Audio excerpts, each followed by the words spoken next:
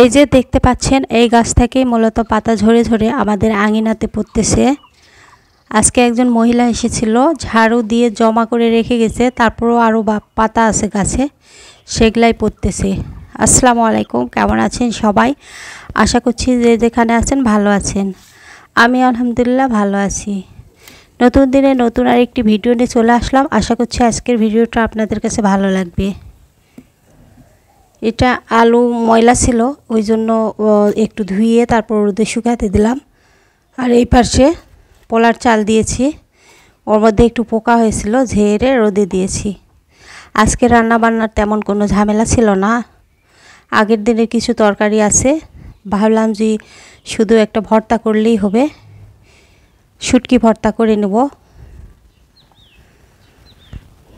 শুটকির মধ্যে আমি দিয়েছি পেঁয়াজ রসুন বেশি করে, সঙ্গে শুকনা মরিচও দিয়েছি।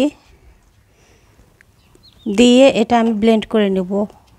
আর শুটকি আর শুকনা মরিচটা আমি ভিজে রেখেছিলাম অনেক আগে।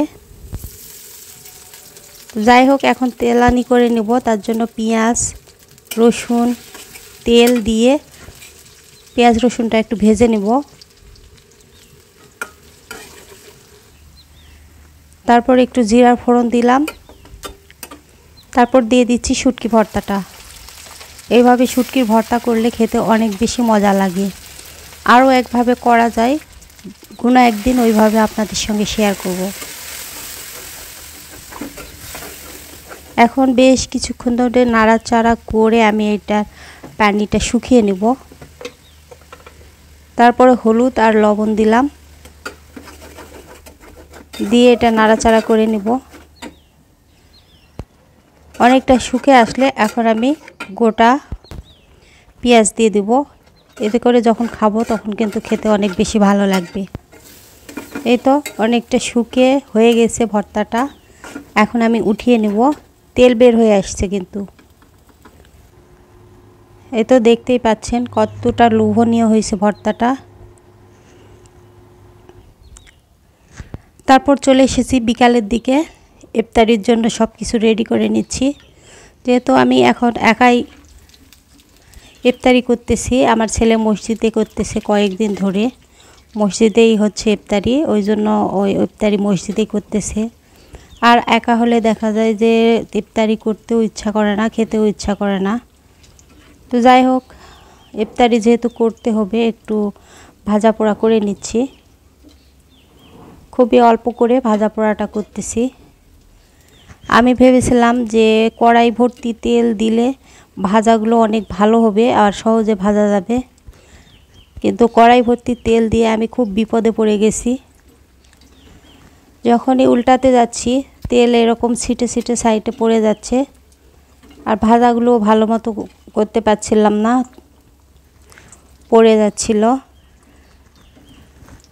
এই তো পেঁয়াজু বেগুনি আর চপ করেছি, ওটা উঠিয়ে নিলাম। আর এখন আবার পাঁপড় একটু ভেজে নিচ্ছি। পাঁপড়গুলো দিতে যায়ও সমস্যায় পড়ে গেছিলাম, সবগুলো পড়ে যাচ্ছিল সাইড থেকে। দুই ধরনের পাঁপড় এখানে করে নিচ্ছি।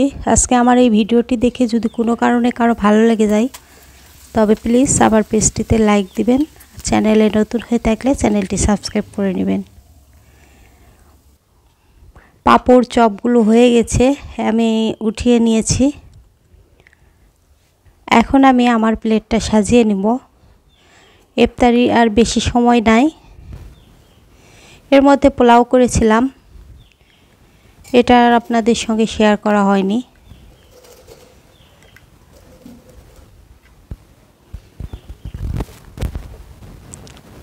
এই তো সব কিছু দিয়ে আমি আমার প্লেটটা সাজিয়ে নিলাম। আজকের ভিডিওটা কেমন লাগলো অবশ্যই জানাবেন। সবাই ভালো থাকবেন, সুস্থ থাকবেন, আর সবাই সবার জন্য দোয়া করবেন। পরবর্তী ভিডিও দেখার জন্য আমন্ত্রণ জানিয়ে আজকে আমি আমার এই ভিডিওটা এখানে শেষ করতেছি।